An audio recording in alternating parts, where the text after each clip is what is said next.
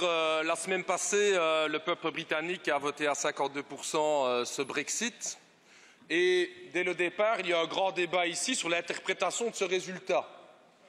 Et très vite, je vous lis, comme beaucoup d'ailleurs de vos collègues européens, vous dites par rapport à ce Brexit, la perception fait actuellement défaut parmi les citoyens que l'Union européenne a une valeur ajoutée, c'est pourtant bien le cas.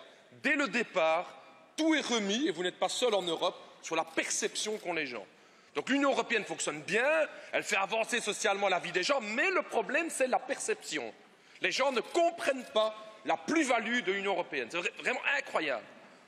On en vient plus loin, on en a fait un conflit des générations. Ah, ce sont les anciens Britanniques qui ont voté pour le Brexit. La jeunesse, elle veut cette Union européenne qui l'enchante.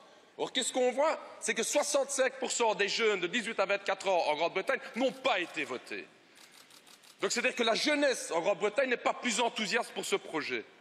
Et la question qui nous est posée aujourd'hui, c'est pourquoi les peuples d'Europe ne sont pas enthousiastes pour cette Europe. Ce n'est pas la première fois que l'Union européenne prend une claque. En 2005, le peuple français vote sur la Constitution européenne.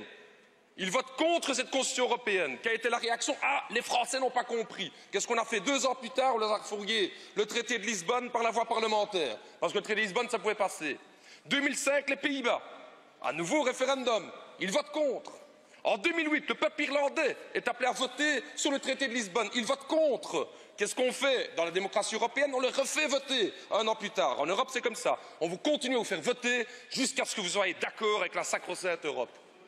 Il est temps aujourd'hui de se poser les questions de pourquoi les gens aujourd'hui sont contre cette Union européenne. Laissez-moi terminer. Ah, on n'aime pas entendre ça, on n'aime pas. On n'aime pas continuer à mettre votre tête dans le sable. Il faut pouvoir ouvrir les oreilles. Il faut pouvoir ouvrir les oreilles. Dus de mensen zijn het stilletjes aan beu. Monsieur le Président, je peux quand même parler. Et c'est pas parce que ce que les peuples d'Europe votent vous dérange que je ne peux pas parler. Hein. Je vais continuer à parler ici, ça me paraît clair. Merci Marco. Je vais continuer à parler. Dus het probleem is duidelijk dat deze Europese elite de volkeren in Europa tegenover elkaar zet. De volken in Europa. Europa is zelf vector van het nationalisme. Omdat we de volkeren van alle landen in Europa in concurrentie zetten. In concurrentie voor de lonen. In concurrentie voor de indexsprong. In concurrentie voor tot 67 jaar werken. Deze concurrentie wordt georganiseerd door onze Europese Unie. Onze Europese Unie staat aan de grondslag van het nationalisme. Deze elite vandaag, die 10.000 euro per maand verdient, de elite die de wijsvinger gaat stellen aan de volkeren, de elite waar de belangenvermengingen zo sterk staan. Heeft er iemand het overal gehad vandaag over Neelie Kroes? Neelie Kroes, Europees commissaris, wat zegt Neelie Kroes? Ik zal het even eens voorlezen. Na mijn termijn bij de commissie zal ik geen verantwoordelijkheid meer opnemen in het bedrijfsleven. Zelfs niet bij een bed and breakfast. Neelie Kroes, waar zat ze? Waar zat ze, Neelie Kroes? Bij Uber, bij McDonald's enzovoort enzovoort. De Europese Commissie, dat zijn optima dossiers in het kwadraat gewoon.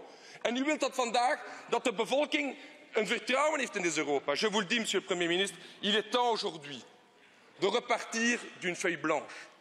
Il est temps aujourd'hui de dire que les droits sociaux et les droits démocratiques des peuples sont supérieurs à la libre circulation des capitaux, à la libre circulation des biens et des services.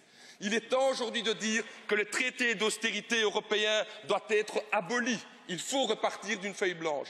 Il est temps de dire aujourd'hui que les États ont le droit de maintenir des monopoles publics. Il est temps aujourd'hui de dire qu'il est interdit d'avoir des régressions sociales dans les pays sous les législations nationales au nom de l'Union européenne. Si nous voulons fonder une Union européenne aujourd'hui, et je crois dans cette solidarité entre les peuples, nous devons repartir d'une feuille blanche et abolir tous ces traités qui organisent la concurrence à outrance entre les peuples et qui garantissent une Europe des peuples et une Europe sociale. Je vous remercie. Merci, Monsieur Hedebouw.